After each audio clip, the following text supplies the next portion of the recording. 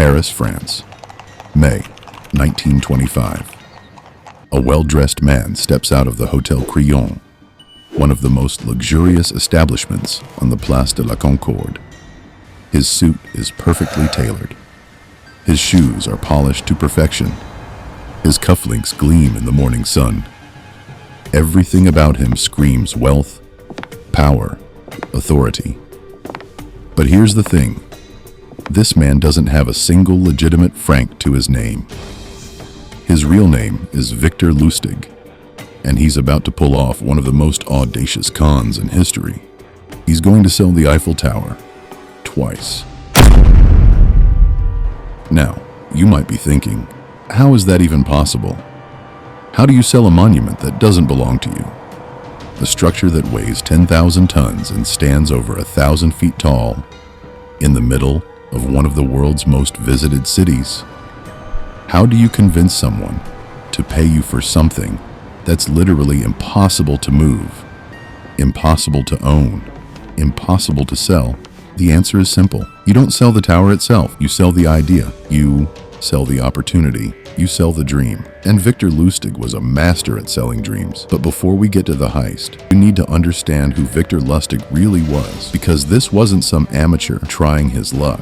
This wasn't a petty thief or a street hustler. This was a professional, a con artist so skilled, so calculated, so unnaturally good at reading people that he once swindled Al Capone himself and lived to tell the tale. This was a man who turned deception into an art form. Victor Lustig was born Robert Victor Lustig in 1890 in Hostinec, small town in what is now the Czech Republic. From an early age, he showed an unusual talent. He could absorb languages like a sponge. By his teenage years, he spoke 5 languages fluently: German, English, French, Italian, and Czech.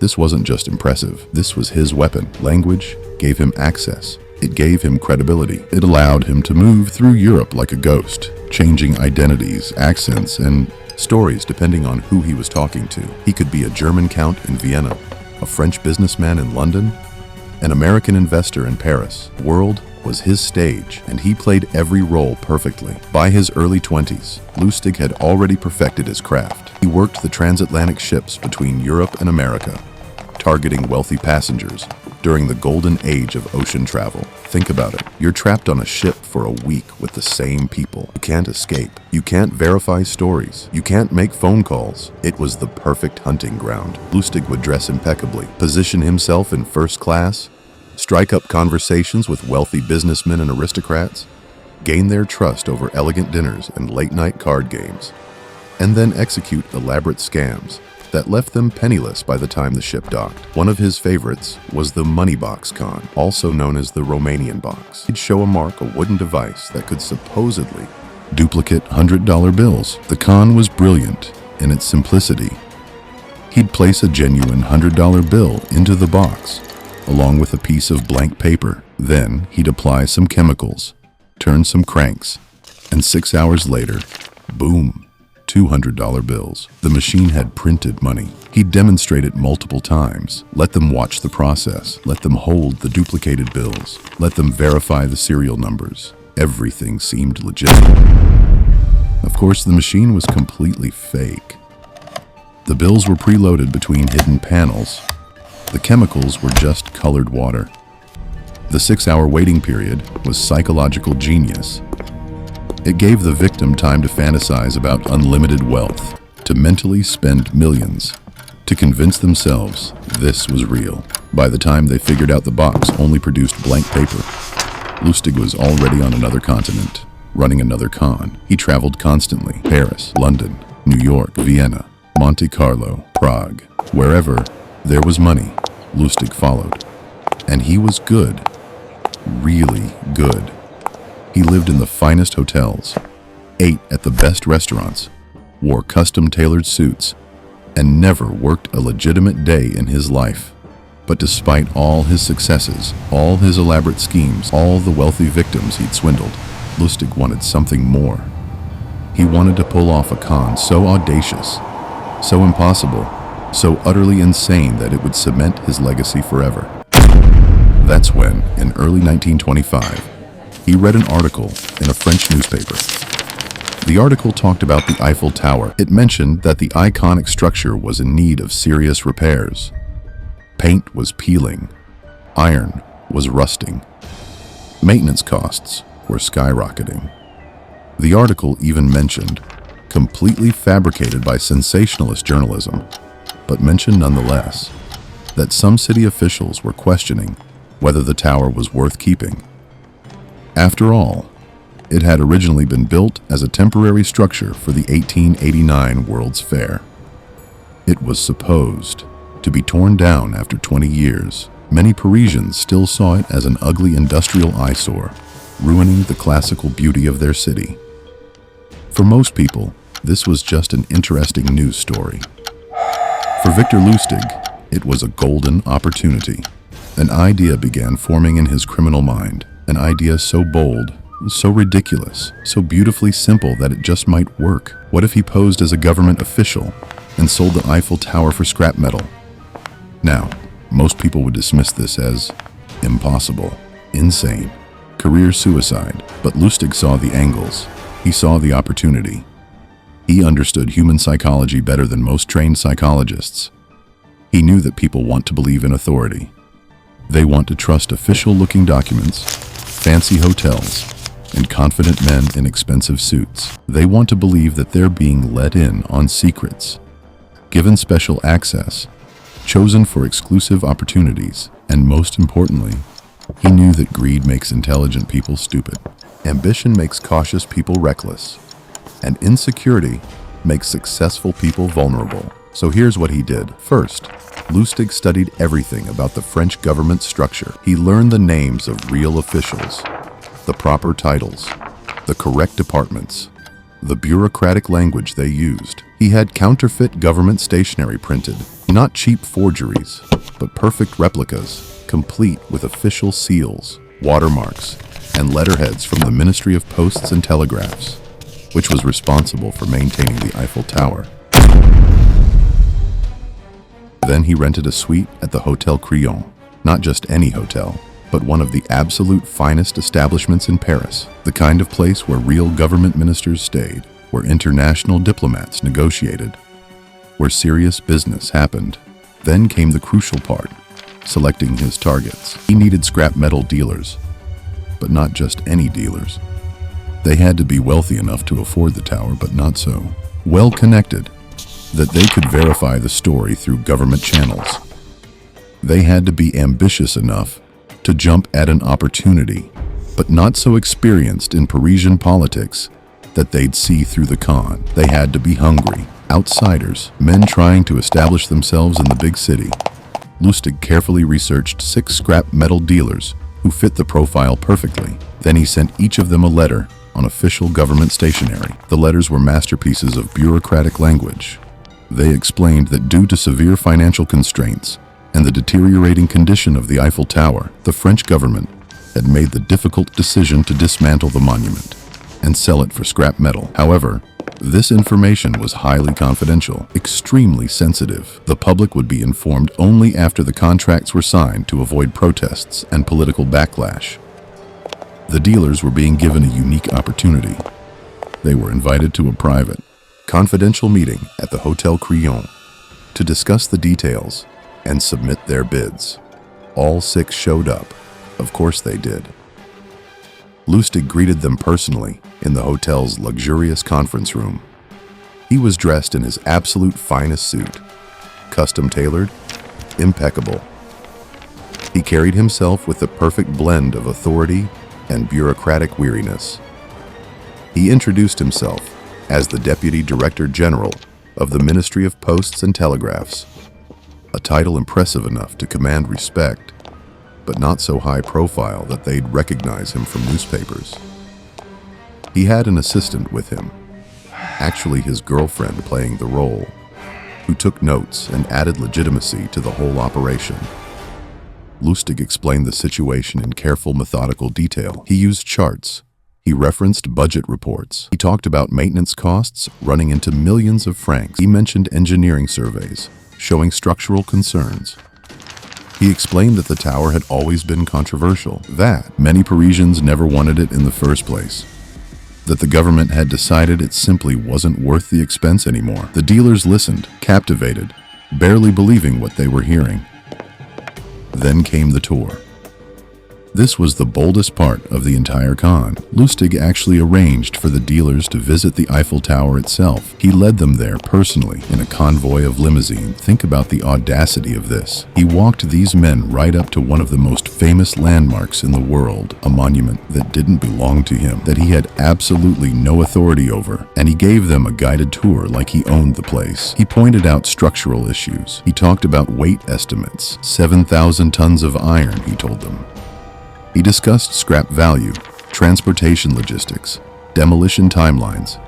He knocked on beams. He ran his hand along rust spots. He acted like he'd been responsible for this monument for years. And here's the genius part. No one stopped him. Not the guards, not the staff, not the tourists. Why would they? He looked official. He sounded official. He had a whole group of businessmen with him taking notes.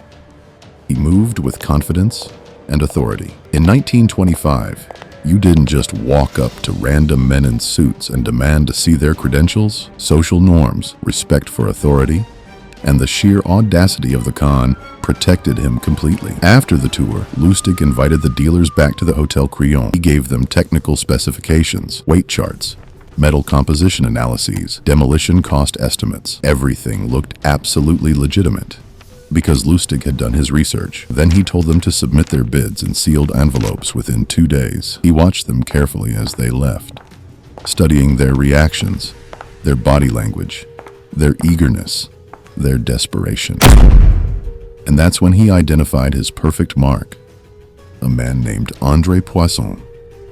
André Poisson was absolutely perfect for what Lustig needed. He was a successful scrap metal dealer, but from the provinces, not from Paris. He'd recently moved to the capital to expand his business and establish himself among the Parisian elite. He was ambitious, hungry, desperate to prove himself, desperate to be accepted by the old money Parisian business community, who looked down on him as an outsider. In other words, he was insecure, and insecure people are the easiest to manipulate because they're so busy trying to prove themselves that they ignore warning signs. Lustig called Poisson back for a private meeting, just the two of them. This is where his psychological genius really showed. Instead of acting more confident, more authoritative, more powerful, he did the opposite. He acted nervous, uncertain, almost vulnerable. He closed the door. He looked around, as if worried someone might overhear. Then he confided in Poisson. He said, in a lowered voice, that he was worried, that he needed to be honest, that government officials don't make very much money, that he had a family to support, that his salary barely covered his expenses. He never explicitly asked for a bribe. He never directly demanded money. He just hinted, suggested, implied that perhaps if Poisson wanted to ensure his bid was accepted, if he wanted to guarantee he got this incredible opportunity, well, maybe some additional private compensation would help facilitate the process. This was the absolute masterstroke of the entire con. By asking for a bribe, Lustig made the whole thing seem more real. Think about it. Legitimate government officials don't openly ask for bribes in business meetings. But everyone knows corruption exists. Everyone knows government officials take money under the table. By acting slightly corrupt, slightly nervous, slightly desperate, slightly human, Lustig made himself completely believable. He stopped being a character and became a real person with real motivations. And here's the beautiful psychological trick. Poisson didn't see a con artist anymore. He saw an opportunity. He saw a weak government official he could manipulate. In Poisson's mind, he was the clever one. He was the one taking advantage of the situation. He was the one who'd figured out how the system really works. By paying this small bribe, he'd secure a deal worth millions. He'd become a major player in Parisian business overnight. This was his big break, his moment. Poisson paid the bribe, a substantial amount in cash, handed over in an envelope. Then, a day later, he paid for the tower, the full amount. We're talking about roughly $70,000 at the time, which would be well over $1 million in today's money. He handed Lustig a certified check, absolutely convinced he'd just secured the deal of a lifetime. Lustig took the money. He shook Poisson's hand warmly. He promised that all the paperwork would be finalized within the week. He said government lawyers were drawing up the contracts. He told Poisson to keep everything confidential until the official announcement. Then he walked out of that hotel, went straight to the train station, and left Paris immediately. He went to Vienna with his girlfriend, checked into another luxury hotel under a false name, and waited. He waited for the news to break, for the scandal to explode across French newspapers, for the police to start an international manhunt, for his face to be plastered on wanted posters across Europe. But here's the thing, nothing happened. Days went by, then a week, then 2 weeks. Silence. Complete and total silence. Why? Because André Poisson was too embarrassed to report it. Think about it from his perspective. He'd just paid an enormous sum of money for the Eiffel Tower, a monument that was still standing, a monument that clearly wasn't being dismantled, a monument that thousands of people were visiting every single day. He'd been conned. Completely, utterly, humiliatingly conned. But if he went to the police, if he reported it, everyone would know. His reputation would be destroyed forever. The Parisian business community that he'd been desperately trying to impress would mock him for the rest of his life. He'd be known as the idiot who bought the Eiffel Tower, the fool who fell for the most obvious con in history. His career would be over, so Poisson stayed quiet. He swallowed his pride, absorbed the devastating financial loss, and tried to pretend it never happened. He told no one, not his business partners, not his family, not the authorities. He just buried the whole humiliating episode and tried to move on with his life. And Victor Lustig got away with it completely. But here's where the story gets even better, even more audacious, even more unbelievable. After a month of silence, Lustig realized he'd gotten away with it completely. No police, no investigation, no newspaper stories, nothing. The con was perfect. And that's when he thought to himself, why not do it again? And that's exactly what he did. 6 months later, Lustig returned to Paris. He used the exact same con, different scrap metal dealers, same setup, same hotel, same government stationery, same confident performance, same tour of the Eiffel Tower, same sealed bids, same private meetings. He was going to sell the Eiffel Tower a second time to a completely different victim. But this time, one of the dealers got suspicious. He started asking too many questions, making too many phone calls to verify the story, reaching out to contacts in the government. And when those contacts had no idea what he was talking about, when they confirmed that no one was planning to dismantle the tower, the dealer went straight to the police. This time, the authorities got involved. But by then, Lustig was already gone. He'd sensed something was wrong, trusted his instincts, and fled Paris before the police even knew his name. He escaped to America, where he would continue his criminal career for another decade. In America, Lustig pulled off dozens of elaborate scams. He counterfeited money using printing plates so sophisticated that even banks sometimes accepted the bills. He ran confidence games across New York, Chicago, and Miami. He swindled businessmen, bankers, and even gangsters. His con against Al Capone became legendary. He convinced Capone to invest $50,000 in a stock deal, held the money for 2 months, then returned it claiming the deal had fallen through. Capone, impressed by Lustig's apparent honesty in returning the money, gave him $5,000 as a consolation for his troubles. Of course, Lustig had planned this from the beginning. He knew Capone would reward perceived honesty, and $5,000 for doing absolutely nothing was a great payday. But eventually, even the great Victor Lustig's luck ran out. In 1935, he was arrested by the Secret Service for counterfeiting, not for selling the Eiffel Tower. That crime was never officially solved. And Poisson never came forward, even after Lustig was arrested, but for producing thousands of fake dollar bills. He was sentenced to 20 years in Alcatraz Federal Penitentiary, the maximum security prison in San Francisco Bay that housed America's most dangerous criminals. Even in prison, Lustig remained charming and clever.